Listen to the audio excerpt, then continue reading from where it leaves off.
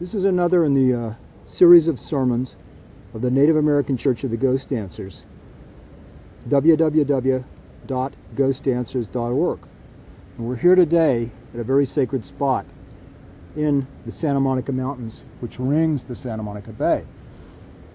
In this cave behind me, there are some old petroglyphs of horses, the Isoba, the thunder beings from the north, the Isiholba or Isoba. And I'm coming here today to not only invoke the spirit of these horses, Chiasithali, Chiasithali, Chiasithlalika, Isoba Mafli, Chiasithlalika, Isiapila, Chiasithlalika, Yokme Mafli. Because I'm coming here to implore anyone who has a heartfelt sense in their chunkash, their heart center, their compassion center, for these thunder beings that are now being repressed and exterminated, to come together and find a true solution. Not a solution of crocodile tears, but an actual true solution that can secure, preserve, and make these animals safe for all time. I'm going to tell you a little bit more how this can be done in a moment. This is a continuation of the previous sermon here in this sacred canyon of the Isoba, the horse, and these petroglyphs of the horse are behind us here. And this labyrinth has been here a long time to invoke that spirit.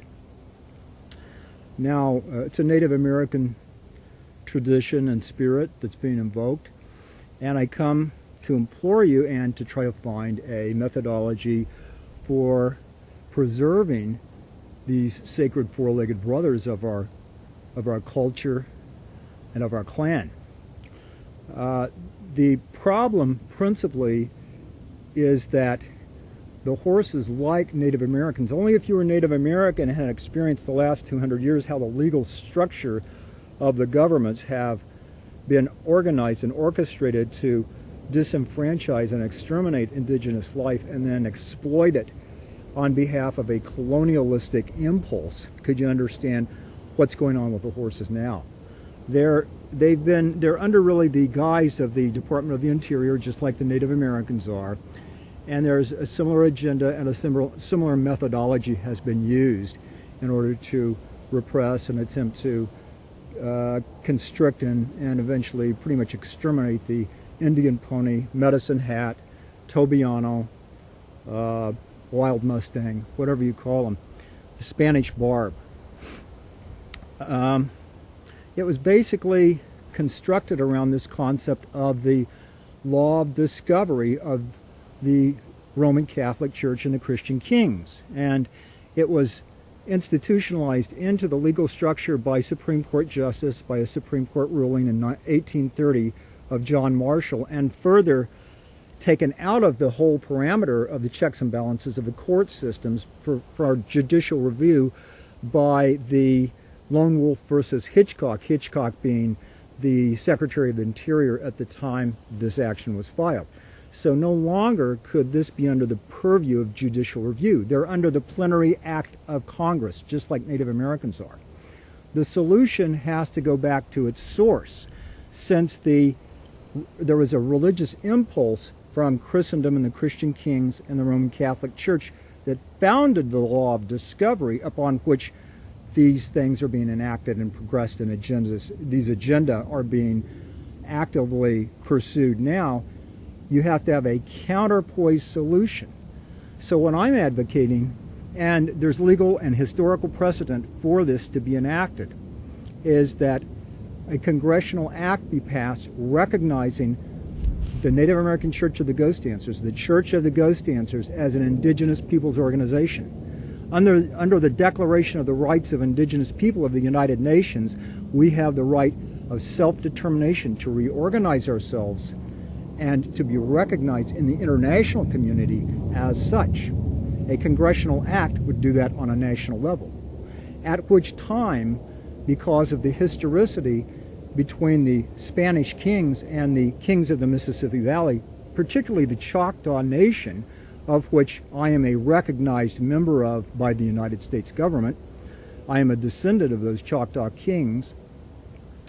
These horses could then be actively pursued as part and parcel of our property.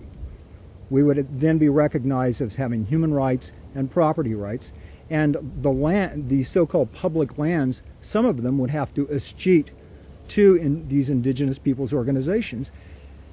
In addition to this, there should be a pursuit in the international community among the United Nations for recognition, not just as a non-governmental organization, but on the same level as the Roman Catholic Church with our own mission statement, because we feel we should have a voice in the international community as well, and we feel we should have human rights and are human beings. These two things, if those who have any compassion for the spirit of the land and the spirit of Isoba, the horse, if they could come together behind these two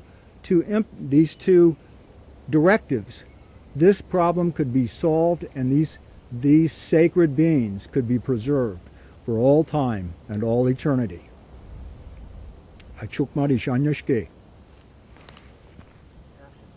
Halito, Native brothers and sisters.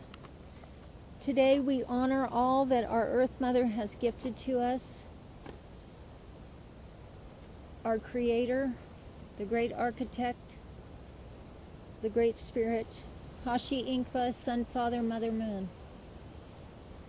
And today we come to you here in the spirit of Isoba Mothli, the wind horse. And I have a quote to read by Mahatma Gandhi.